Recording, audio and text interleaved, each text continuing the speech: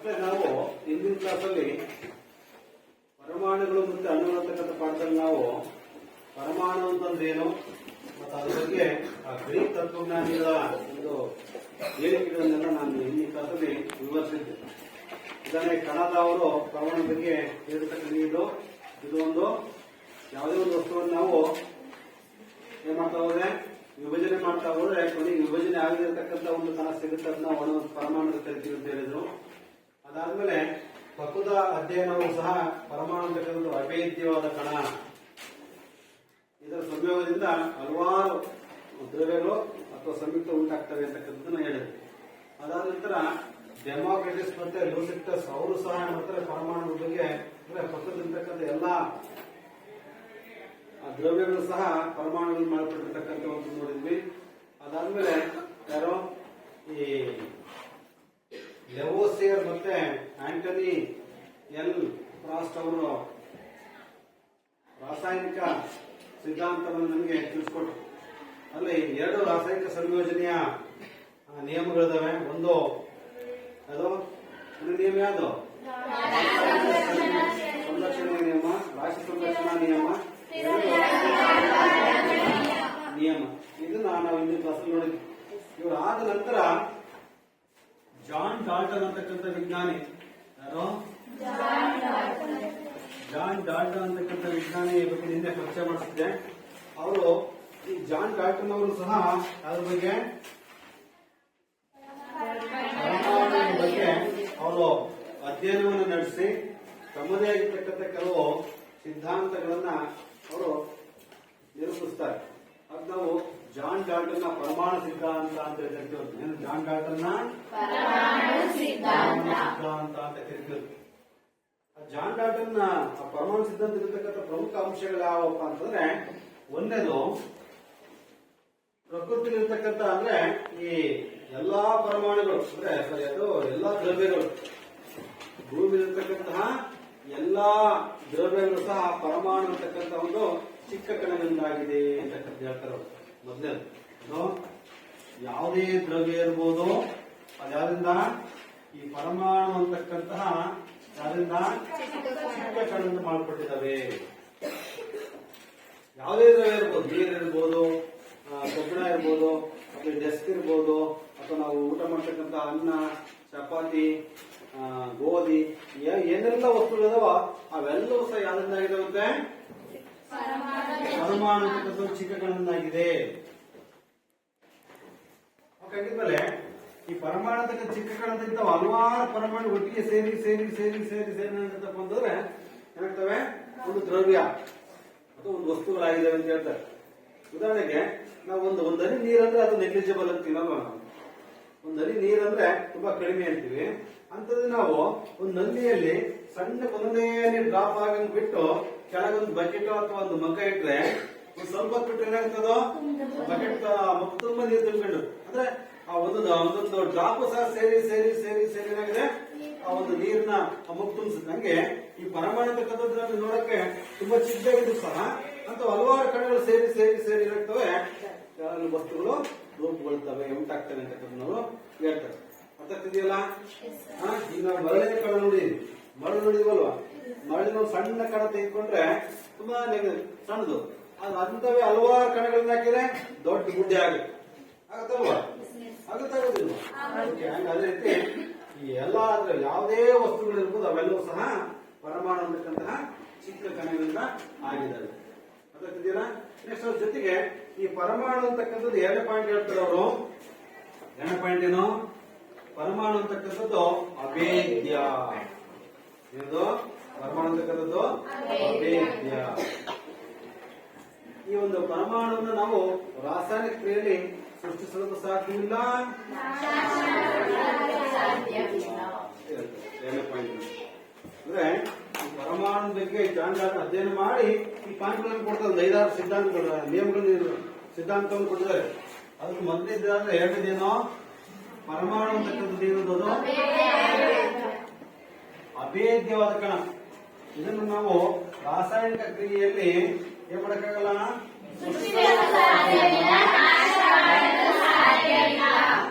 ನಾಶ ಮಾಡಬೇಕಾಗ. ನಾವು ರಾಶಿ ಸಂರಕ್ಷಣಾ ನಿಯಮ ಹೇಳ್ತೀವಿ. ರಾಶಿ ಸಂರಕ್ಷಣಾ ನಿಯಮದಲ್ಲಿ ಅಲ್ಲಿ ಪರಮಾಣು ರಾಶಿ ಹೇಳ್ತೀವಲ್ಲಿ ಏನೋ ರಾಸಾಯನಿಕದಲ್ಲಿ ಪರಮಾಣು ರಾಶಿಯನ್ನು ಇಲ್ಲಿ ಇವರು ಹೇಳ್ತಾರೆ ಪರಮಾಣು ಅಂತಕ್ಕಂಥ ಅಭೇದ್ಯ. ಈ ಪರಮಾಣು ರಾಸಾಯನಿಕ ಕ್ರಿಯೆಯಲ್ಲಿ ಸೃಷ್ಟಿ ಮಾಡಕ್ಕೂ ಆಗಲ್ಲ, ಇದ್ದಂತಹ ಪರಮಾಣುಗಳು ನಾಶ ಮಾಡಕ್ಕೂ ಸಹ ಅರ್ಥಾಗ್ತಿದ್ಯಾ? ಅಂದ್ರೆ ಈ ಪರಮಾಣು ಸೃಷ್ಟಿ ಮಾಡಕ್ಕೂ ಸಾಧ್ಯ ಇಲ್ಲ, ನಾಶ ಮಾಡಕ್ಕೂ ಸಹ ಸಾಧ್ಯ ಇಲ್ಲ. ಇರ್ತಕ್ಕಂಥದ್ದನ್ನ ಅಂದ್ರೆ ಪ್ರಕೃತಿಯಲ್ಲೂ ಎಲ್ಲವೂ ಸಹ ಇದಾವೆ ಅಂತಕ್ಕಂಥ ಹೇಳ್ತಾನೆ. ಇನ್ನ 3ನೇ ಪಾಯಿಂಟ್ ಬಂದ್ರೆ ಒಂದು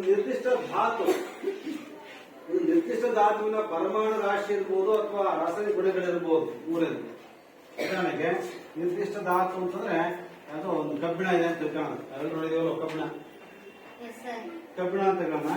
ಕಬ್ಬಿಣದ ಒಂದು ಪೀಸ್ ಕಬ್ಬಿಣದ ಒಂದು ತುಂಡು ತೆಗೆದು ತಿಳ್ಕೊಳ್ಳೋಣ. ನಿರ್ದಿಷ್ಟ ಧಾತು ಅಂತ ಹೇಳ್ತೀವಿ. ಕಬ್ಬಿಣ ಇರ್ಬೋದು ಅಥವಾ ಅಲ್ಯೂಮಿನಿಯಂ ಇರ್ಬೋದು ಅಥವಾ ಅದು ಕಾಪರ್ ಇರ್ಬೋದು ಅಥವಾ ಕಾರ್ಬನ್ ಇರ್ಬೋದು. ಇವೆಲ್ಲವೂ ಒಂದೊಂದು ಪರಮಾಣುಗಳಿವೆ. ಅಥವಾ ಹೈಡ್ರೋಜನ್ ಇರ್ಬೋದು, ಪರಮಾಣುಗಳಿವೆ. ನಿರ್ದಿಷ್ಟ ಪರಮಾಣುವಿನ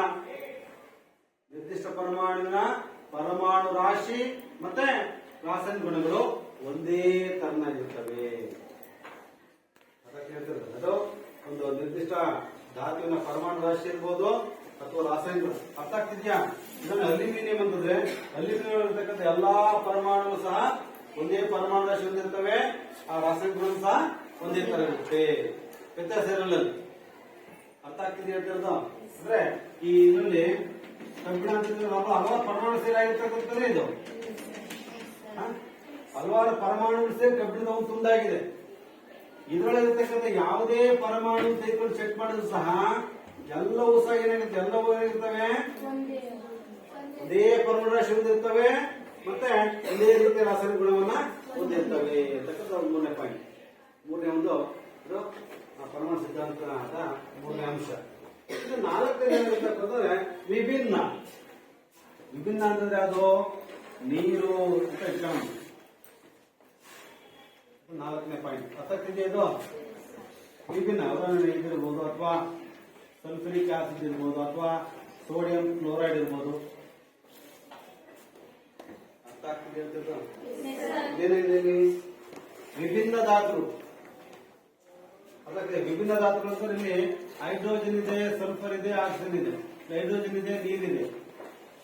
ಈ ನಮ್ಮಲ್ಲಿ ಕಾರ್ಬನ್ ಇರ್ಬೋದು, ಹೈಡ್ರೋಜನ್ ಇರ್ಬೋದು, ಕಾಪರ್ ಇರ್ಬೋದು. ಇವು ಒಂದೇ ತರ ಇರಲ್ಲ. ವಿಭಿನ್ನ ಧಾತುಗಳು ವಿಭಿನ್ನ ರೀತಿಯಾಗಿರ್ತಕ್ಕಂಥ ಪರಮಾಣು ರಾಶಿ ಮತ್ತು ರಾಸಾಯನಿಕ ಗುಣ ಹೊಂದಿರ್ತವೆ. ಇದರ ಗುಣಗಳು ಬೇರೆ ಬೇರೆನೇ ಆಗಿರ್ತವೆ ಅಂತಕ್ಕಂಥ ಹೇಳ್ತಾರೆ. 3ನೇ ಪಾಯಿಂಟ್ ಏನ್ ಹೇಳಿದ್ರು? 3ನೇ ಪಾಯಿಂಟ್ ಇದೇ ಕ್ಲಾಸ್ ಆಗ್ತಿದೆ. 3ನೇ ಪಾಯಿಂಟ್ ಹೇಳಿದ್ರಲ್ಲಿ ನಿರ್ದಿಷ್ಟ ಅರ್ಥಕ್ಕೆ ಹೇಳ್ತಾರೆ ಒಂದು ನಿರ್ದಿಷ್ಟ ಧಾತುವಿನ ಪರಮಾಣು ರಾಶಿ ಮತ್ತೆ ರಾಸಾಯನಿಕ ಗುಣ ಒಂದೇ ತರನಾಗಿರುತ್ತೆ. ಬೇರೆ ಬೇರೆ ವಿಭಿನ್ನ ಧಾತುಗಳು ಉದಾಹರಣೆ ಕಬ್ಬಿಣ ಮತ್ತು ಅಲ್ಯೂಮಿನಿಯಂ ಹೋಲಿಸಿದ್ರೆ ಅಲ್ಯೂಮಿನಿಯಂ ಕಾಪರ್ ಹೋಲಿಸಿದ್ರೆ ಕಾಪರ್ ಮತ್ತೆ ಕಾರ್ಬನ್ ಹೋಲಿಸಿದ್ರೆ ಏನಾಗುತ್ತೆ? ಅವಳ ಪರಮಾಣು ರಾಶಿಗಳೇ ಬೇರೆ ಇರ್ತವೆ, ರಾಸಾಯನಿಕ ಗುಣನೇ ಬೇರೆ ಆಗಿರುತ್ತೆ. ಅರ್ಥ ಆಗ್ತಿರ್ತದ? ಇದು ಇವು ಹೋಲಿಸಿದ್ರೆ ಬೇರೆ ಬೇರೆನೇ ಆಗಿರ್ತಾವ. ವಿಭಿನ್ನ ಧಾತುಗಳು ಅಂದ್ರೆ ಬೇರೆ ಬೇರೆ ಧಾತುಗಳ ಧಾತುಗಳು ವಿಭಿನ್ನವಾಗಿರ್ತಕ್ಕಂಥ ಪರಮಾಣು ರಾಶಿ ಮತ್ತು ರಾಸಾಯನಿಕ ಗುಣವನ್ನ ಹೊಂದಿದ್ರೆ ಬೇರೆ ಬೇರೆ ಧಾತು. ವಿಭಿನ್ನ ಬೇರೆ ಬೇರೆ. ಇದರ ರಾಸಾಯನಿಕ ಗುಣನೇ ಬೇರೆ, ಇದರ ರಾಸಾಯನಿಕ ಗುಣನೇ ಬೇರೆ. ಇದರ ಪರಮಾಣು ರಾಶಿನೇ ಬೇರೆ, ಇದರ ಪರಮಾಣು ರಾಶಿನೇ ಬೇರೆ ಆಗಿರುತ್ತೆ ಅಂತ 4. ಇನ್ನು 5ನೇದು ಬಂದ್ರೆ ಈ ಧಾತುಗಳೆಲ್ಲವೂ ಸಂಯೋಜನೆ ಆಗ್ತದಾನೆ. ಇದು ಉದಾಹರಣೆ ಈಗ ನೀರನ್ನು H2O ಬರಿತೀವಿ, ಸಲ್ಫ್ಯೂರಿಕ್ ಆಸಿಡ್ H2SO4 ಬರ್ತೀವಿ, ಸೋಡಿಯಂ ಕ್ಲೋರೈಡ್ NaCl ಅಂತ ಬರ್ತೀವಿ. ಇವು ಧಾತುಗಳು ಇರ್ತಾನೆ. ಇವು Na ಅಂತಕ್ಕಂಥ ಒಂದು ಧಾತು, ಕ್ಲೋರಿನ್ ಅಂತಕ್ಕಂಥ ಒಂದು ಧಾತು, ಹೈಡ್ರೋಜನ್ ಧಾತು, ಸಲ್ಫರ್ ಧಾತು, ಆಕ್ಸಿಜನ್ ಧಾತು, ಹೈಡ್ರೋಜನ್ ಧಾತು, ಆಕ್ಸಿಜನ್ ಧಾತು. ಹೌದಾ? ಈ ಯಾವ್ದಾದ್ರು ಸಂಯುಕ್ತ ಉಂಟಾಗಬೇಕು ಅಂತಂದ್ರೆ ಆ ಸಂಯುಕ್ತದಲ್ಲಿ ಧಾತುಗಳು ಪೂರ್ಣ ಸಂಖ್ಯೆಯ ಕನಿಷ್ಠ ಪೂರ್ಣ ಸಂಖ್ಯೆಯ ಸಂಯೋಜನೆ ಏನಾಗುತ್ತಪ್ಪ ಅಂದ್ರೆ ಸಂಯೋಜನೆಗಳು ಸಂಯುಕ್ತಗಳನ್ನ ಉಂಟು ಮಾಡ್ತವೆ. ಈ ನೀರು ಒಂದು ಸಂಯುಕ್ತ ಅಂತ ಹೇಳಿ ನೀರು ಸಂಯುಕ್ತಾನೆ, ಸಲ್ಫ್ಯೂರಿಕ್ ಆಮ್ಲ ಸಂಯುಕ್ತಾನೆ. ಇಲ್ಲಿ ಹೈಡ್ರೋಜನ್ ನ 2 ಪರಮಾಣು, ಆಕ್ಸಿಜನ್ ನ 1 ಪರಮಾಣು ಸೇರಿಯಾಗಿರ್ತಕ್ಕಂಥದ್ದು. ಏನ್ ಬರ್ತೀನಿ H2 ಪ್ಲಸ್ O2 ಎಷ್ಟು H2O ಅಂತ ಹೇಳ್ತೀವಿ. ಅರ್ಥ ಆಗ್ತಿದ್ಯಾ? ಇದನ್ನ ರಾಶಿ ಸಂಯೋಜಿಸಬೇಕು ಅಂತಂದ್ರೆ ಏನ್ ಮಾಡ್ತೀವಿ, ಇಲ್ಲಿಗೆ 2 ಹಾಕ್ತೀವಿ, 2 ಹಾಕ್ತೀವಿ, H2 ಹಾಕ್ತೀವಿ, ಇಲ್ಲಿ 2 ಹಾಕ್ತೀವಿ. ರಾಸಾಯನಿಕ ಸಮೀಕರಣ ಸರಿದೂಗಿಸುವಿಕೆ. ಇಲ್ಲಿ ನೋಡಿದ್ರೆ ಇಲ್ಲಿ ಸಂಯೋಜನೆ ಆಗಿರ್ತಕ್ಕಂಥಕ್ಕೆ ಪೂರ್ಣ ಸಂಖ್ಯೆಯ ಪ್ರಮಾಣ. ಪೂರ್ಣ ಸಂಖ್ಯೆ ಅಂದ್ರೆ ಉದಾಹರಣೆಗೆ 2 ಹೈಡ್ರೋಜನ್, ಅರ್ಧ ನೀರು, ಅರ್ಧ ಆಕ್ಸಿಜನ್ ಅಲ್ಲ, ಅಥವಾ ಮುಕ್ಕಾಲು ನೀರಲ್ಲ, ಅಥವಾ ಕಾಲಲ್ಲ. ಅರ್ಥ ಆಗ್ತಿದೆ ಅಂತ ಕಾಲು, ಮುಕ್ಕಾಲು, ಅರ್ಧ ಈ ತರ ಸೇರಲ್ಲ. ಏನಿರುವ 1, 2, 4, 6, 8 ಹೀಗೆ ಪೂರ್ಣ ಸಂಖ್ಯೆ, ಕನಿಷ್ಠ ಪೂರ್ಣ ಸಂಖ್ಯೆಯಲ್ಲಿ ಏನಂತ ಸಂಯೋಜನೆ ಹೊಂದಿ ಸಂಯುಕ್ತಗಳನ್ನ ಉಂಟು ಮಾಡ್ತವೆ. ಪಾಯಿಂಟ್ ಅರ್ಥ ಆಗ್ತಿದೆಯಲ್ಲ?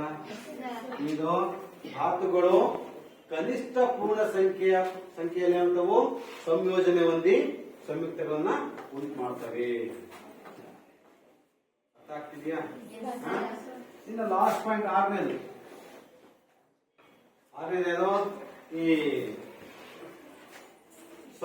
ಯಾವುದೇ ಒಂದು ಸಂಯುಕ್ತಗಳಿರ್ತಕ್ಕಂತಹ ಪರಮಾಣುಗಳ ವಿಧಗಳಿರ್ಬೋದು ಅಥವಾ ಸಾಪೇಕ್ಷ ಸಂಖ್ಯೆ ಇರ್ಬೋದು, ಅದು ಯಾವಾಗಲೂ ಸಹ ಸ್ಥಿರವಾಗಿರುತ್ತೆ. ಉದಾಹರಣೆಗೆ ನೀರು ಅಂತಂದ್ರೆ ಇದರಲ್ಲಿ ಯಾವಾಗಲೂ ಸಹ ಇರುತ್ತೆ H2. ನೀರು ಅಂತಂದ್ರೆ ಅದು H2O ಬರೀತೀವಿ.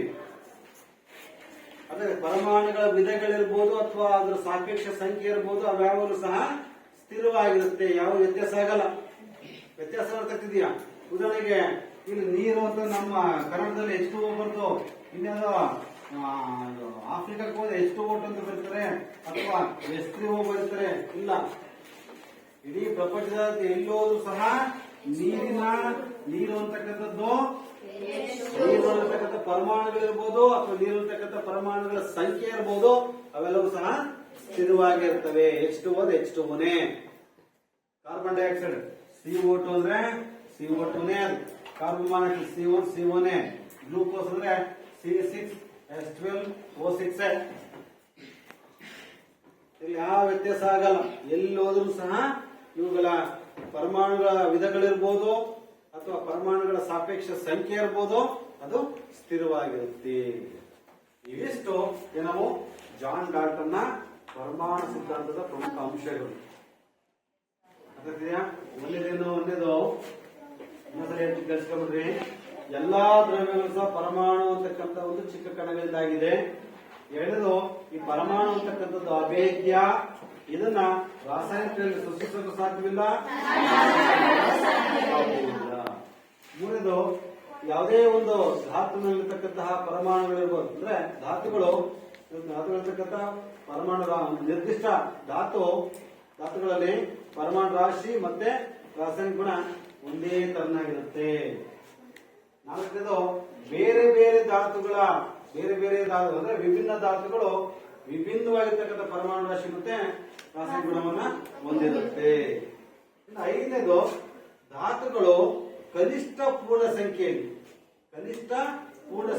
ಸಂಯೋಜನೆ ಹೊಂದಿ ಸಂಯುಕ್ತಗಳನ್ನ ಉಂಟು ಮಾಡ್ತವೆ. ಐದನೇದು, ಯಾವುದೇ ಸಂಯುಕ್ತದಲ್ಲಿರ್ತಕ್ಕಂತಹ ಪರಮಾಣುಗಳ ವಿಧಗಳಿರ್ಬೋದು ಅಥವಾ ಅದರ ಸಾಪೇಕ್ಷ ಸಂಖ್ಯೆ ಇರ್ಬೋದು, ಅದು ಯಾವಾಗಲೂ ಸಹ ಸ್ಥಿರವಾಗಿರುತ್ತೆ. ಇವಿಷ್ಟು ಜಾನ್ ಡಾಲ್ಟನ್ ನ ಪರಮಾಣು ಸಿದ್ಧಾಂತದ ಪ್ರಮುಖ ಅಂಶ. ಅರ್ಥ ಆಗಿದೆಯಲ್ಲ? ನೆಕ್ಸ್ಟ್ ಈ ಪರಮಾಣು ನಮಗೆ ಗೊತ್ತಿದೆ. ಇದು ಪರಮಾಣು ಅಂತಂದ್ರೆ ಅತ್ಯಂತ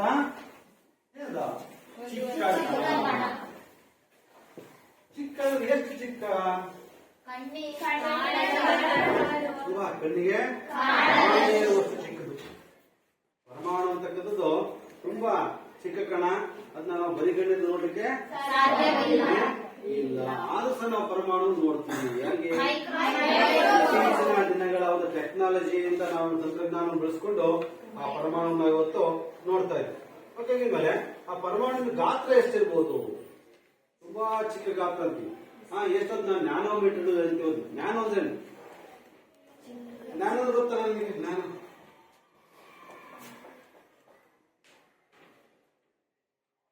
ನ್ಯಾನೋ ಕಾರ್ ಕೇಳಿದ? ನ್ಯಾನೋ ಕಾರ್ ಕೇಳಿಲ್ಲ? ಕಾರುಗಳಲ್ಲಿ ಅತ್ಯಂತ ಚಿಕ್ಕ ಕಾರು. ನಾವೆಲ್ಲ ಮಾರುತಿ ನೋಡಿದೀವಿ, ಅಥವಾ ಮಾರುತಿ ಆಲ್ಟೋ ನೋಡಿದೀವಿ, KTM ನೋಡಿದೀವಿ, ವ್ಯಾಗನರ್ ನೋಡಿದೀವಿ, ನೋಡ್ತಾ ಹೋಗ್ತೀವಿ. ಕಾರ್ ನೋಡ್ತಾ ಹೋದ್ರೆ ದೊಡ್ಡ ಕಾರ್. ಆ ಎಲ್ಲಾ ಕಾರಿಂದ ಅತ್ಯಂತ ಚಿಕ್ಕ ಕಾರ್ ಇದೆಯಪ್ಪ ನ್ಯಾನೋ ಕಾರ್. ಟಾಟಾ ಕಂಪ್ನಿ ಮಾಡಿದ್ರು ಎಲ್ಲ. ಅಂದ್ರೆ ಅತ್ಯಂತ ಕಾರುಗಳಲ್ಲೇ ಚಿಕ್ಕ ಕಾರಾಗಿ ನ್ಯಾನೋ ಕಾರನ್ನ ತಂದ್ರು. ಅದಕ್ಕೆ ಹಂಗಾಗಿ ನ್ಯಾನೋ ಅಂದ್ರೆ ಚಿಕ್ಕ ಮೀಟರು, ಕಿಲೋಮೀಟರು ಹಿಂಗೆಲ್ಲ ಅಳಿತೀವಲ್ಲ, ಅದರಿಂದ ನ್ಯಾನೋಮೀಟರ್ಗಳಲ್ಲಿ ಅಳಿತೀವಿ. ಅದಕ್ಕೆ ಚಿಕ್ಕ ಮೂಲಮಾನ ಅಳಿತಕ್ಕಂಥ ಮೂಲಮಾನ ಎಷ್ಟಿದೆ ಚಿಕ್ಕ ಅಂತಂದ್ರೆ ಎಷ್ಟು? 1/10⁹ ಮೀಟರ್. ಎಷ್ಟು?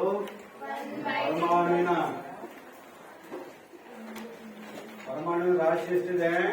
1/10⁹ ಮೀಟರ್. ಇದನ್ನ ನಾವು ನ್ಯಾನೋ ಕೌಂಟ್ ಮಾಡಿದ್ರೆ 10⁹ ನ್ಯಾನೋಮೀಟರ್. ಇಷ್ಟು ರಾಶಿ ಎಷ್ಟಿದೆ? 1/10⁹ ನ್ಯಾನೋಮೀಟರ್ ಇಸ್ ಈಕ್ವಲ್ ಟು ಏನದು? 1 ನ್ಯಾನೋಮೀಟರ್. 1/10⁹ ಅಂದ್ರೆ 1 ಮುಂದೆ 9 0 10 ಮುಂದೆ 10⁹ ಎಷ್ಟು? 10 ಇದೆ, 1 0 ಇದೆ, ಅದ್ರ 9 0 ಹಾಕ್ಬೇಕು. ಅಥವಾ ಸರಿ, ಅದು 10 × 10 × 10⁹ ಅಂತ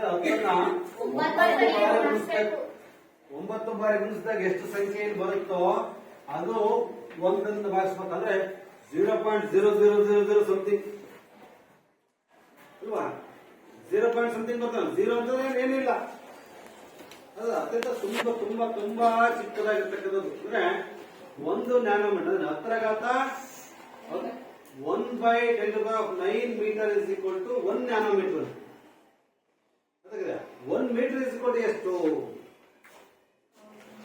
1 metre is equal to 10⁹ nanometre.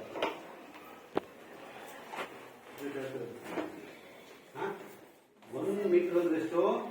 10⁹ nanometre. ಅಷ್ಟನ್ನು ಹಾಕಿದ್ರೆ 1 ಮೀಟರ್ ಆಗುತ್ತೆ.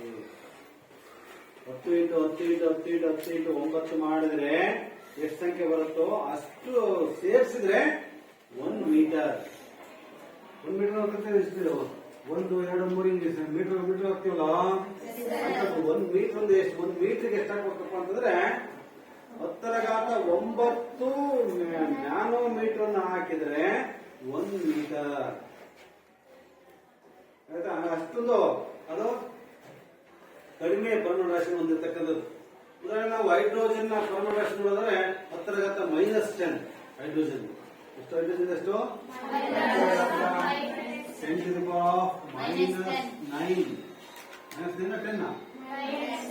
-10 ಎಷ್ಟು? 10⁻⁻10 ಅಷ್ಟು ಚಿಕ್ಕ ಗಾತ್ರ. ನೀರಿನ ಬರ್ಕೊಳ್ಳುತ್ತ ನೀರಿನ ಅಣುವಿಂದ ಎಷ್ಟು? 10⁻⁻9. ನೀರಿಗೆ ಎಷ್ಟು? 10⁻⁻9 ನೀರಿನ ಅಣುಂದು. ಅದೇ ರೀತಿ ಹಿಮೋಗ್ಲೋಬಿನ್ ಅಣು 10⁻⁻8.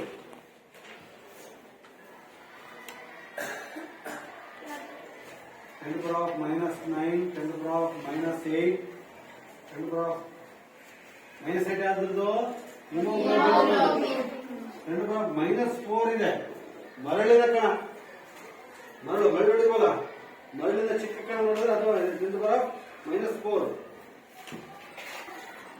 ಇರುತ್ತಕ್ಕಂಥ ಕಣ 10⁻⁻2 ಇರುವೆ. 10⁻⁻1 ಕಲಂಗಡಿ ಹಣ್ಣು. ಅದು ಕಲಂಗಡಿ ಹಣ್ಣು ಹೌದಲ್ವಾ? ಅಂದ್ರೆ ಅಷ್ಟೊಂದು ಚಿಕ್ಕದಾಗಿರ್ತಕ್ಕಂಥ ಗಾತ್ರವನ್ನು ಹೊಂದಿರತಕ್ಕಂಥ ನಾವು ನೋಡ್ಬೋದು ಪರಮಾಣು ರಾಶಿ. ಅದಕ್ಕೆ ಹೇಳ್ತಾರೆ ಅದು ಅಷ್ಟೊಂದು ಚಿಕ್ಕ ಗಾತ್ರವನ್ನ ಹೊಂದಿರತಕ್ಕಂಥದ್ದು. ಇನ್ನ ನಾವು ಪ್ರಕೃತಿಯಲ್ಲಿ 112 ಧಾತುಗಳಿದಾವೆ ಅಂತ ನೋಡಿದೀವಿ. ಎಷ್ಟು ಧಾತುಗಳು? 112 ಧಾತುಗಳಿದಾವೆ. ಆ 112 ಧಾತುಗಳನ್ನು ನಾವು ಏನ್ ಮಾಡ್ಬೋದು? ನೀವು 10ನೇ ಕ್ಲಾಸಿಗೆ ಬಂದ್ರೆ ಧಾತುಗಳ ವರ್ಗೀಕರಣ ಅಂತಕ್ಕಂಥ ಪಾಠವನ್ನು ಓದ್ತೀರಾ. ಅದನ್ನ ಧಾತುಗಳ ವರ್ಗೀಕರಣ ಅಂತಕ್ಕಂಥ ಪಾಠವನ್ನು ನಾವು ನೋಡ್ಬೋದು. ಅರ್ಥ ಆಗ್ತಿದ್ಯಾ? ಆ ಧಾತುಗಳ ವರ್ಗೀಕರಣ ಪಾಠಕ್ಕೆ ಬಂದ್ವಿ ಅಂತಂದ್ರೆ ಅಲ್ಲಿ ಆ ಪ್ರಕೃತಿಯಲ್ಲಿ ಅವಾಗ ತುಂಬಾ ಕಡಿಮೆ ಧಾತುಗಳನ್ನ ನೋಡಿದ್ರು. ಆ ಧಾತುಗಳನ್ನ ವರ್ಗೀಕರಣ ಮಾಡ್ಲಿಕ್ಕೆ ಅವನ್ನ ಒಂದ್ ಕಡೆ ಜೋಡಿಸ್ಬೇಕಲ್ಲ, ಆ ಜೋಡಿಸ್ಲಿಕ್ಕೆ ಹಲವಾರು ವಿಜ್ಞಾನಿಗಳು ಪ್ರಯತ್ನವನ್ನು ಮಾಡಿ ಹೋಗಿರ್ತಕ್ಕಂಥ ನೋಡ್ಬೋದು. ಆ ಹಿಂದಿನ ಕಾಲದಲ್ಲಿ ಆ ಧಾತುಗಳನ್ನ ಯಾವ ರೀತಿಯಾಗಿ ಜೋಡಣೆ ಮಾಡಿದ್ರು, ಯಾವ ರೀತಿಯಾಗಿ ಅವನ್ನ ಗುರುತಿಸ್ತಾ ಇದ್ರು ಅಂತ ನೋಡಿದ್ರೆ, ಹೈಡ್ರೋಜನ್ ನೋಡಿದ್ರೆ ನಾವು ಹೈಡ್ರೋಜನ್ಗೆ ಒಂದು ರೌಂಡ್ ಅನ್ನು ಹಾಕಿ ಒಂದು ಡಾಟ್ ಇರ್ತಾರೆ. ಇದು ಹೈಡ್ರೋಜನ್ ಧಾತು ಅಂತ ಅರ್ಥ. ಇರೋದು ರೌಂಡ್ ಹಾಕಿ ಒಳಗೆ ಚಿಕ್ಕಿದೆ, ಇದು ಹೈಡ್ರೋಜನ್. ಇದು ಆಕ್ಸಿಜನ್ ಮತ್ತೆ ಕಾರ್ಬನ್ ಬಂದ್ವಿ ಅಂದ್ರೆ ಅವು ಜಸ್ಟ್ ಸರ್ಕಲ್ ಆಗ್ತಾ ಇರ್ತದೆ. ಇದು ಹೈಡ್ರೋಜನ್, ಇದು ಕಾರ್ಬನ್ ಮತ್ತೆ ಆಕ್ಸಿಜನ್. ಧಾತುಗಳನ್ನ ಜಾನ್ ಡಾಲ್ಟನ್ ಅವರು ಹೆಸರಿಸಿದ ವಿಧಾನ ಈ ರೀತಿ ಇತ್ತಲ್ಲಿ. ಉದಾಹರಣೆಗೆ ಫಾಸ್ಫರಸ್ ಸಲ್ಫರ್ ಬಂದ್ರೆ ಫಾಸ್ಫರಸ್ ನೋಡಿದ್ರೆ ಈ ರೀತಿ ಇರ್ತೀವಿ. ಫಾಸ್ಫರಸ್ ಏನಾಗಿದೆ ಇಲ್ಲಿ ಒಂದು ಸರ್ಕಲ್ ಒಳಗೆ ಇರ್ತಿ, ಇದು ಫಾಸ್ಫರಸ್. ಇನ್ನ ಸಲ್ಫರ್ ಬಂದ್ರೆ ಇದೆ ಪ್ಲಸ್ ಮಾರ್ಕ್ ಒಳಗೆ ಸಲ್ಫರ್. ಅರ್ಥ ಆಗ್ತಿದೀಯಾ? ಅದಾದ ನಂತರ ಅದು ಐರನ್ ಬಂದ್ರೆ ಅದು ಐಡಿನ್ ಸರ್ಕಲ್ ಅಲ್ಲಿ ಐ ಬರ್ದಿದ್ದು ಐಡಿನ್. ಅರ್ಥ ಆಗ್ತಿದೆಯಲ್ಲ? ನೆಕ್ಸ್ಟ್ ಕಾಪರ್ ಬಂದ್ರೆ ಅದು ಸಿ ಬರ್ದಾಯ್ತು. ಆಮೇಲೆ ಕಾಪರಿಗೆ ಸಿ, ಅದೇ ಐರನ್ನಿಗೆ ಎಲ್. ಐರನ್ಗೆ ಮಾಡಿದ್ರಲ್ಲಿ ಸರ್ಕಲ್ ಒಳಗೆ ಎಲ್ ಬರ್ದು ಇದು ಇದು ಕಬ್ಬಿಣ. ಆಮೇಲೆ ಬೆಳ್ಳಿ, ಅದು ಬೆಳ್ಳಿಗೆ ಅಂತಿರೋದು ಎಸ್. ನೆಕ್ಸ್ಟ್ ಕಬ್ಬಿಣ, ಅದು ಗೋಲ್ಡ್ಗೆ, ಗೋಲ್ಡ್ ಇದೆಯಲ್ಲ ಅಲ್ಲೆಲ್ಲ ರೀತಿ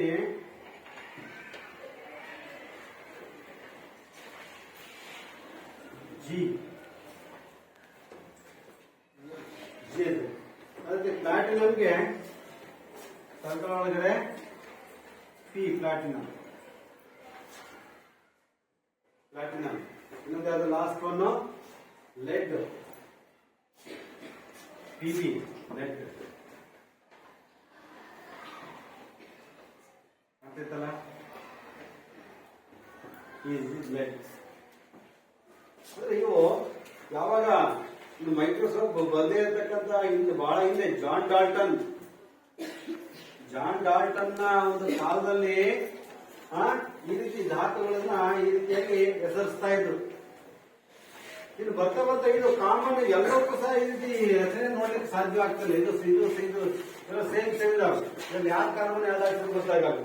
ಯಾವ ರೀತಿ ಜೋಡಣೆ ಮಾಡೋದು ಅಥವಾ ಯಾವ ರೀತಿ ಅವನ್ನ ಹೆಸರಿಸ್ತಕ್ಕಂಥದ್ದು ಅಂತ ನೋಡ್ತಾ ಹೋದ್ರೆ ಅದು ಅಷ್ಟೊಂದು ಸಮಂಜಸ ಆಗ್ಲಿಲ್ಲ. ಬರ್ತಾ ಬರ್ತಾ ಏನೋ ಜಾನ್ ಬರ್ಜಿಲಿಯಸ್ ಅಂತಕ್ಕಂಥ ವಿಜ್ಞಾನಿ ಬಂದ. ಯಾರೋ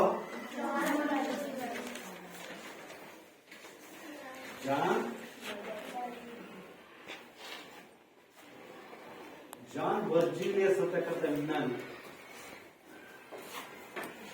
ಇವ್ರು ಏನ್ ಮಾಡ್ತಾರೆ, ಧಾತುಗಳನ್ನ ಅಂದ್ರೆ ಹಿಂದಿನ ಕಾಲದಲ್ಲಿ ಇದ್ದಂತ ವಿಧಾನ ಏನಪ್ಪಾ ಅಂತಂದ್ರೆ ಆ ಧಾತುಗಳು ಎಲ್ಲೆಲ್ಲಿ ಸಿಗ್ತಾವೋ, ಅವು ಯಾವ್ಯಾವ ಸ್ಥಳದಲ್ಲಿ ಸಿಗ್ತಾವೋ ಆ ಸ್ಥಳಗಳನ್ನ ಆಧರಿಸಿ ಅವುಗಳಿಗೆ ಹೆಸರಿಡ್ತಾ ಇದ್ರು. ಉದಾಹರಣೆಗೆ ಈ ಕಾಪರು ಏನಲ್ಲಿ ಸೈಪ್ರಸ್ ಅಂತಕ್ಕಂಥ ಜಾಗ ಸಿಗ್ತೈತೆ. ಕಾಪರ್ ಕಾಪರ್ ಅಂದ್ರೆ ಅದು ತಾಮ್ರ. ಇಲ್ಲಿ ಸೈಪ್ರಸ್ ಅಂತಕ್ಕಂಥ ಒಂದು ಸ್ಥಳ ಸಿಗ್ತಾ ಇತ್ತು. ಅದು ಕಾಪರಿಗೆ ಸೈಪ್ರಸ್ ಅಂತ ಇದೆ. ಅಂದ್ರೆ ಅವು ಯಾವ ಭಾಗದಲ್ಲಿ ಸಿಗ್ತಾ ಇದೆ ಅಥವಾ ಅದು ಅದರ ಬಣ್ಣ ಯಾವ್ದಿದೆ, ಬಣ್ಣದ ಆಧಾರದ ಮೇಲೆ ಮತ್ತು ಸಿಗ್ತಕ್ಕಂತಹ ಸ್ಥಳದ ಆಧಾರದ ಮೇಲೆ ಅವುಗಳನ್ನ ಗುರುತಿಸ್ತಾ ಇದ್ವಿ. ಉದಾಹರಣೆಗೆ ನಾವು ತಾಮ್ರ ಸಿಗ್ತಕ್ಕಂಥದ್ದು ಸ್ಥಳ ಸೈಪ್ರಸ್ ಸಿಗ್ತಕ್ಕಂಥ ಸೈಪ್ರಸ್ ಅಂತ ಆದ್ರು. ಅದೇ ರೀತಿ ನಾವು ಚಿನ್ನ ಯಾವ ಕಲರಲ್ಲಿದೆ, ಹಳದಿ, ಆ ಹೆಸರಿಂದ ಕರಿತಾ ಇದ್ರು. ಆದ್ರೆ ಈ ಮೆಥಡ್ಗಳೆಲ್ಲ ಅಲ್ಲ ಅಂತ ತಿಳ್ಕೊಂಡಿರ್ತಕ್ಕಂಥ ಯಾರು ಜಾನ್ ಬರ್ಜಿನಸ್ ಇರ್ತಕ್ಕಂಥವ್ರು ಏನ್ ಮಾಡಿದ್ರು, ಅವುಗಳನ್ನ IUPAC ನೇಮ್ ಪ್ರಕಾರ, ಅದು IUPAC ನೇಮ್ ಏನದು, ಇದ್ರ ಪ್ರಕಾರ ಏನು IUPAC ಮುಖಾಂತರ ಅವುಗಳ ಹೆಸರಿಸ್ತಕ್ಕಂಥ ವಿಧಾನವನ್ನ ನಾವು ರೂಢಿ ತಂದು ಏನು ಈ ಜಾನ್ ಬರ್ಜಿನಸ್ ಅಂತಕ್ಕಂಥವ್ರು ಯಾವ ರೀತಿ ಧಾತುಗಳನ್ನ ಹೆಸರಿಸಕ್ಕೆ ಪ್ರಯತ್ನ ಮಾಡಿದ್ರು ಅಂತಂದ್ರೆ, ಯಾವುದೇ ಧಾತು ಇರ್ಬೋದು, ಧಾತುಗಳನ್ನ ಅವುಗಳ ಇಂಗ್ಲಿಷ್ ಹೆಸರಿನ 1 ಅಥವಾ 2 ಅಕ್ಷರದ ಸೂಚಿಸಕ್ಕೆ ಪ್ರಯತ್ನ ಮಾಡ್ತಾರೆ. ಇದು ಅರ್ಥಕ್ಕಿದೆಯಾ? ಧಾತುಗಳ ಹೆಸರಿನ, ಧಾತುಗಳ ಹೆಸರಿನ ಅದು ಇಂಗ್ಲಿಷ್, ಧಾತುಗಳ ಇಂಗ್ಲಿಷ್ ಹೆಸರಿನ ಅದು 1 ಅಥವಾ 2 ಅಕ್ಷರ. ಮೊದಲನೇ ಅಕ್ಷರ ದೊಡ್ಡ ಅಕ್ಷರ ಆಗಿರುತ್ತೆ, 2 ಅಕ್ಷರ ಸಣ್ಣ ಅಕ್ಷರ ಆಗಿರುತ್ತೆ ಅಂತ ಹೇಳ್ತಾರೆ. ಅದನ್ನ ನೆಕ್ಸ್ಟ್ ಚಾರ್ಟ್ ಹಾಕಿ ತೋರಿಸೋಣಂತೆ. ಉದಾಹರಣೆ, ಈಗ ನಾನು ಅದನ್ನ ಹೈಡ್ರೋಜನ್ ಅಂತ ಇದೆ, ಹೈಡ್ರೋಜನ್, ಇದನ್ನ ಕನ್ನಡ ಜಲಜನಕ ಅಂತ ಕರಿತೀವಲ್ವಾ, ಇದನ್ನ ಇಂಗ್ಲಿಷ್ ಅಲ್ಲಿ ಏನಾದ್ರು ಬರ್ತೀವಿ ಹೈಡ್ರೋಜನ್ ಅಲ್ವಾ. ಮತ್ತೆ ಅದರ ಪರಮಾಣು ಸಂಖ್ಯೆ ಅಂತ ಏನಿರೋದು ಅವ್ರು ಏನ್ ಬರೀತಾರೆ H ಅಂತ ಬರೀತಾರೆ. ಒಂದು ಹಿಂಗ ಧಾತುಗಳ ಇಂಗ್ಲಿಷ್ ಹೆಸರಿನ 1 ಅಥವಾ 2 ಅಕ್ಷರಗಳಿಂದ ಬರೀತಾರೆ, ಸೂಚಿಸ್ತೀವಿ ಅಂತ ಹೇಳ್ತಾರೆ. ಮೊದಲನೇ ಅಕ್ಷರ ಕಂಪಲ್ಸರಿ ಏನಾಗಿರ್ತದೋ ದೊಡ್ಡ ಅಕ್ಷರ, ಬಿಗ್ ಲೆಟರ್ ಆಗಿರುತ್ತೆ. ಇನ್ನು 2ನೇ ಅಕ್ಷರ ಕಂಪಲ್ಸರಿ ಏನಾಗಿರುತ್ತೆ ಸ್ಮಾಲ್ ಲೆಟರ್. ಉದಾಹರಣೆಗೆ ಅದು ಯಾವ ಬರ್ತದೆ, ಯಾವುದೇ 2 ಧಾತುಗಳ ಹೆಸರುಗಳು ಒಂದೇ ಅಕ್ಷರದ ಪ್ರಾರಂಭ ಆದ್ರೆ, ಒಂದೇ ಅಕ್ಷರ ಪ್ರಾರಂಭ ಆದ್ರೆ ಯಾವುದು, ಉದಾಹರಣೆಗೆ ಅದು ಕಾರ್ಬನ್ ಇದೆ, ಕ್ಯಾಲ್ಸಿಯಂ ಇದೆ, ಆಮೇಲೆ ಕೋಬಾಲ್ಟ್ ಇದೆ, ಆಮೇಲೆ ಕ್ಲೋರಿನ್ ಇದೆ. ಉದಾಹರಣೆ ಇವಿಷ್ಟೇ. ಯಾವುದೋ ಒಂದೇ ಅಕ್ಷರ ಪ್ರಾರಂಭ ಆಗ್ತಕ್ಕಂಥ ಇದಾವೆ. ಯಾವುದೇ ಕಾರ್ಬನ್, ಇದು ಸಿ ಹೆಸರು, ಇದು ಸಿ ಅಂತ ಪ್ರಾರಂಭ ಆಗಿ, ಕ್ಯಾಲ್ಸಿಯಂ ಇದು ಸಿ ಎಂದಲ್ಲಿ, ಕೋಬಾಲ್ಟ್ ಇದು ಸಿ ಎಂದಲ್ಲಿ, ಕ್ಲೋರಿನ್ ಇದು ಸಿ ಎಂದಲ್ಲಿ. ಮತ್ತೆ ಇವೆಲ್ಲಕ್ಕೂ ಸಿ ಸಿ ಅಂತ ಬರ್ಬಿಡೋಣ. ಇದು ಸಿ, ಇದು ಸಿ, ಇದು ಸಿ, ಇದು ಸಿ. ಸಿ ಸಿ ಅಂತ ಬರೋದಂಗೆ ಗೊತ್ತಾಗುತ್ತಾ? ಯಾವ ಕಾರ್ಬನ್ ಗೊತ್ತಿಲ್ಲ, ಯಾವ ಕ್ಲೋರಿನ್ ಗೊತ್ತಿಲ್ಲ, ಯಾವ ಕೋಬಾಲ್ಟ್ ಗೊತ್ತಿಲ್ಲ. ಅರ್ಥ ಆಗ್ತಿದ್ಯಾ? ಓಕೆ, ಆಗಿದ್ಮೇಲೆ ನಾನು ಸ್ಟಾರ್ಟಿಂಗ್ ಹೇಳ್ದಂಗೇನು, ಇಂಗ್ಲಿಷ್ ಹೆಸರಿನ ಮೊದಲನೇ ಅಕ್ಷರ, ಮೊದಲ 1 ಅಥವಾ 2 ಅಕ್ಷರ, 1 ಅಥವಾ 2 ಅಕ್ಷರ ಅಂತ ಹೇಳಿದೀವಿ. ಮುಂದ ಅಕ್ಷರ ಬಂದ್ಬಿಟ್ವಿ ಇಲ್ಲಿ ಸಿ ಸಿ ಸಿ ಅಂತ ಬಂದು. ಮತ್ತೆ ಇನ್ನೊಂದು ಸ್ಮಾಲ್ ಲೆಟರ್ ಯಾರ ಬರೆಯೋದು, ಹೆಂಗ್ ಬರೆಯೋದು ಅವನ್ನ? ಆ ಹೆಸರಿನ ಮುಖ್ಯವಾಗಿರ್ತಕ್ಕಂಥ ಯಾವ್ದಾದ್ರು ಲೆಟರ್ ತೆಗೆದುಕೊಳ್ತೀವಿ. ಮುಖ್ಯವಾಗಿರ್ತಕ್ಕ ಲೆಟರ್ ನೋಡಿ, ಈ ಕಾರ್ಬನ್ ಇದು ಮೊದಲಿಗೆ ಸಿಕ್ಬಿಡ್ತೀವಿ. ಕಾರ್ಬನ್ ಪರಮಾಣು ಸಂಖ್ಯೆ 6 ಮೊದಲೇ ಸಿಕ್ತಿದ್ದು ಸಿಂಗಲ್ ಸಿ, ಒಂದೇ ಕಾರ್ಬನ್, ಇದಕ್ಕೆ 2 ಅಕ್ಷರ ಇಲ್ಲ. ಕ್ಯಾಲ್ಸಿಯಂ ಅಂದ್ರೆ ಸಿ ಪಕ್ಕ ಯಾವ್ದು ಅಕ್ಷರ ಎ, ಕೋಬಾಲ್ಟ್ ಪಕ್ಕ ಯಾವ್ದು ಅಕ್ಷರ ಸಿ, ಹೆಚ್ಚು ತಗೊಳ್ಳಲ್ಲ. ಕ್ಲೋ ಅಂತ ಎಲ್ಲಿ ಬರ್ಬೇಕಲ್ವಾ, ಅದಕ್ಕೆ ಏನ್ ಮಾಡ್ತಾನೆ ನಾನು ಕೋ ಕ್ಯಾ ಹೇಳ್ತಾರಲ್ಲ. ಅಂದ್ರೆ ಅದ್ರದ್ದು ಮುಖ್ಯವಾಗಿರ್ತಕ್ಕಂಥ ಇನ್ನೊಂದು ಹೆಸರಲ್ಲಿ ಇನ್ನೊಂದು ಅಕ್ಷರವನ್ನ ಏನ್ ಮಾಡ್ತೀನಪ್ಪ ಅಂತಂದ್ರೆ ಸ್ಮಾಲ್ ಲೆಟರ್ ಅಲ್ಲಿ ಬರೀತೀವಿ. ಉದಾಹರಣೆಗೆ ಕ್ಯಾಲ್ಸಿಯಂ ಅಂತಂದ್ರೆ ಇದು ಈ ರೀತಿ ಬರೆಯಂಗಿಲ್ಲ, ಕೋಬಾಲ್ಟ್ ಅನ್ನ CO ಬರೆಯಂಗಿಲ್ಲ, ಕ್ಲೋರಿನ್ ಅನ್ನ Cl ಅಂತ ಬರೆಯಂಗಿಲ್ಲ.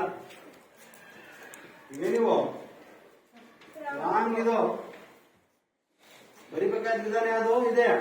CA, C capital, A small letter ಇರಬೇಕು.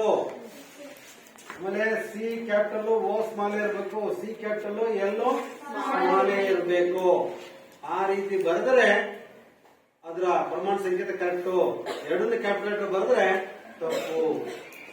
ನಾವೆಲ್ಲ ನಮ್ಮ ಇನಿಷಿಯಲ್ಗಳನ್ನ ಕ್ಯಾಪಿಟಲ್ ಬರಿತೀವಿ, ಕೆಲವಲ್ಲ ಇನಿಷಿಯಲ್ ಕ್ಯಾಪಿಟಲ್ ಬರ್ತೀವಲ್ಲ, ಹಂಗಿಲ್ಲಿ ಕ್ಯಾಪಿಟಲ್ ಬರೆಯಂಗಿಲ್ಲ. ನಮ್ಮ ಹೆಸರನ್ನ ಫಸ್ಟ್ ಟೈಮ್ ಕ್ಯಾಪಿಟಲ್ ಬರ್ತೀವಿ, ಮುಂದೆ ಸ್ಮಾಲ್ ಬರ್ತೀವಲ್ವಾ. ಯಾವುದೇ ಒಂದು ಹೆಸರು ಬರೀಬೇಕು ಅಂತಂದ್ರೂ ಸಹ ಫಸ್ಟ್ ಲೆಟರ್ ಏನ್ ಮಾಡ್ತೀವಿ, ಶುಡ್ ಬಿ ಕ್ಯಾಪಿಟಲ್, ಎಲ್ಲ ಕ್ಯಾಪಿಟಲ್ ಬರಿತೀವಿ. ಆಮೇಲೆ ಬರ್ತಕ್ಕಂಥ ಲೆಟರ್ಗಳನ್ನ ಸ್ಮಾಲ್ ಲೆಟರ್ಗಳಲ್ಲಿ ಬರೀತೀವಿ, ಹೌದಲ್ವಾ? ಹಂಗಾಗಿ ಈ ಧಾತುಗಳನ್ನು ಹೆಸರಿಸುವಾಗ ನಾವೇನ್ ಮಾಡ್ಬೇಕಲ್ಲಿ first letter should be capital and next letter ಇದು ಸ್ಮಾಲ್ ಲೆಟರ್ ಇರುತ್ತೆ. ಅರ್ಥಾಗ್ತಿದ್ಯಾ? ಕಟ್ ಮಾಡ್ಬೇಡ, ಅನ್ನೋದು ಅರ್ಥಾಗ್ತಿದ್ಯಾ? ಏನಾದ್ರು ಮಾಡಿದ್ರೆ ಇನ್ನೂ ಒಂದು ರೀತಿ ಹೆಸರಿಸ್ತಾರೆ ಧಾತುಗಳನ್ನ. ಅವುಗಳ ಗ್ರೀಕ್ ಹೆಸರು ಅಥವಾ ಲ್ಯಾಟಿನ್ ಹೆಸರು ಅಥವಾ ಜರ್ಮನ್ ಹೆಸರನ್ನು ನಾವು ಸೂಚಿಸ್ತೀವಿ. ಅದು ಒಂದು ವಿಧಾನ ಇಷ್ಟ ಆಯ್ತಲ್ವಾ? ಒಂದೇದು ಧಾತುಗಳನ್ನ ಅವುಗಳ ಇಂಗ್ಲಿಷ್ ಹೆಸರನ್ನ ಮೊದಲ ಅಕ್ಷರ ಸೂಚಿಸ್ತೀವಿ ಒಂದೇದು. ಇನ್ನ ಅವುಗಳ ಮೊದಲ ಅಕ್ಷರ ಜೊತೆಗೆ ಇನ್ನೊಂದು ಅಕ್ಷರ ಸೂಚಿಸ್ತೀವಿ. ಮೊದಲ ಅಕ್ಷರ ಕ್ಯಾಪಿಟಲ್, ಎರಡು ಅಕ್ಷರ ಸ್ಮಾಲ್. ಮೂರನೇ ವಿಧಾನ ಯಾವ್ದಪ್ಪ ಅಂತಂದ್ರೆ ತಗೊಂಡಿದ್ದು ಅವುಗಳ ಧಾತುಗಳನ್ನ ಅವುಗಳ ಲ್ಯಾಟಿನ್ ಅಥವಾ ಜರ್ಮನ್ ಅಥವಾ ಗ್ರೀಕ್ ಹೆಸರಿಂದ ಸೂಚಿಸ್ತೀವಿ ಅಂತ ಹೇಳಿದೆ. ಏನದು ಲ್ಯಾಟಿನ್ ಗ್ರೀಕು? ಉದಾಹರಣೆಗೆ ನಮಗೆ ಕಬ್ಬಿಣ ಅಂತ ಇದೆ ಅಲ್ವಾ? ಕಬ್ಬಿಣ ಅಂತ ಅಷ್ಟೇ ಕೆ ಅಂತ ಬರೀಬೇಕಿತ್ತು ನಾವು, ಕಬ್ಬಿಣ. ಅಥವಾ ಇನ್ನ ಐರನ್ ಅಂತ ಬರೀತೇವೆ. ಕಬ್ಬಿಣ ಇಂಗ್ಲಿಷ್ ಐರನ್ ಅಂತ ಅಲ್ವಾ? ಐರನ್ ಅಂದ್ರೆ ಐ ಬರೀಬೇಕಾಯ್ತು. ಅಥವಾ ಪೊಟ್ಯಾಷಿಯಂ ಇದೆ ಅಲ್ವಾ? ಪೊಟ್ಯಾಷಿಯಂ, ಇದನ್ನ ಪಿ ಅಂತ ಬರೀಬೇಕಾಯ್ತು, ಹೌದಲ್ವಾ? ಅದೇ ರೀತಿ ಅದು ಬಂಗಾರ, ಇದರಿಂದ ನಾವು ಗೋಲ್ಡ್ ಅಂತ ಬರ್ತಿದ್ದ ಜಿ ಅಂತ ಬರೀಬೇಕಿತ್ತಲ್ವಾ? ಜೀನೋ ಜೀವೋನೋ ಏನೋ ಈ ಅಕ್ಷರ ಸ್ಟಾರ್ಟ್ ಆಗಬೇಕಿತ್ತುಗಳು. ಆದ್ರೆ ಕಬ್ಬಿಣ ನಾವೇಂತ ಬರೀತೇವಪ್ಪ ಅಂದ್ರೆ ಎಫ್ ಇ ಅಂತ ಬರೀತೀವಿ. ಪೊಟ್ಯಾಷಿಯಂ ನಾವೇಂತ ಬರೀತೇವಪ್ಪ ಅಂದ್ರೆ ಕೆ ಅಂತ ಬರೀತೀವಿ. ಕಬ್ಬಿಣ ಅಂತ ಬರೀತೇವಪ್ಪ ಅಂದ್ರೆ ಎ ಯು ಅಂತ ಬರೀತೀವಿ. ಯಾಕಪ್ಪ ಅಂದ್ರೆ ಇವುಗಳು ಕಬ್ಬಿಣವನ್ನು ನಾವು ಫೆರಮ್ ಅಂತ ಕರಿತೀವಿ ಲ್ಯಾಟಿನ್ ಭಾಷೆಯಲ್ಲಿ, ಪೊಟ್ಯಾಷಿಯಂ ಅನ್ನ ಕೇರಿಯಂ ಅಂತ ಕರಿತೀವಿ, ಬಂಗಾರವನ್ನ ಅರಮ್ ಅಂತ ಕರಿತೀವಿ. ಅರ್ಥ ಆಗ್ತಿದ್ಯಾ? ಇದು ಕಬ್ಬಿಣವನ್ನು ನಾವು ಫೆರಮ್, ಕೇರಿಯಂ, ಅರಮ್. ಹಾಗಾಗಿ ಏನ್ ಮಾಡ್ತೇವನ್ನ ಅದು ಎಫ್ ಇ ಕೆ ಮತ್ತೆ ಎ ಯು ಅಂತ ಬರೀತೀವಿ. ಬಂಗಾರ ಗೋಲ್ಡ್ ಅಂತ ತಕ್ಷಣ ನಾವು ಜಿ ಅನ್ನಂಗಿಲ್ಲ, ಅದೇನದು ಎ ಯು ಅಂತ ಬರೀತೀವಿ. ಆಮೇಲೆ ಅದೇ ಸೋಡಿಯಂ, ಸೋಡಿಯಂ ಕೇಳಿರಲ್ವಾ? ಇದು ನಾವು ಏನ್ ಕರಿತೀವಿ? ಅದನ್ನ ನೇಟ್ರಿಯಂ ಅಂತ ಕರಿತೀವಿ. ಹಂಗಾಗಿ ಇದರ ಸೂತ್ರ ಏನು? NA, N capital A small, NA. ಅರ್ಥ ಆಗ್ತಿದ್ಯಾ? ಈ ರೀತಿ ಕೆಲವೊಂದು ಧಾತುಗಳನ್ನು ಅವುಗಳ ಲ್ಯಾಟಿನ್ ಅಥವಾ ಗ್ರೀಕ್ ಅಥವಾ ಜರ್ಮನ್ ಭಾಷೆಯ ಹೆಸರುಗಳನ್ನ, ಜರ್ಮನ್ ಭಾಷೆಯ ಹೆಸರುಗಳ ಸಂಖ್ಯೆದ ಮುಖಾಂತರ ನಾವು ಬರೀತೀವಿ. ಆಯ್ತಾ? ನೆಕ್ಸ್ಟ್ ಕ್ಲಾಸ್ ಅಲ್ಲಿ ಈ ಯಾವ್ಯಾವ ಧಾತುಗಳು ಎಷ್ಟು ಪರಮಾಣುಗಳಿದಾವೆ, ಆ ಪರಮಾಣುಗಳಿರ್ತಕ್ಕಂಥ ಪರಮಾಣುಗಳ ಸಂಖ್ಯೆ ಅಂದ್ರೆ ಏನು, ಪರಮಾಣು ಸಂಖ್ಯೆ ನೆಕ್ಸ್ಟ್ ಕ್ಲಾಸ್ ಅಲ್ಲಿ ನೋಡ್ತಾ ಹೋಗೋಣ. ಅರ್ಥ ಆಗಿದೆಯಲ್ಲ?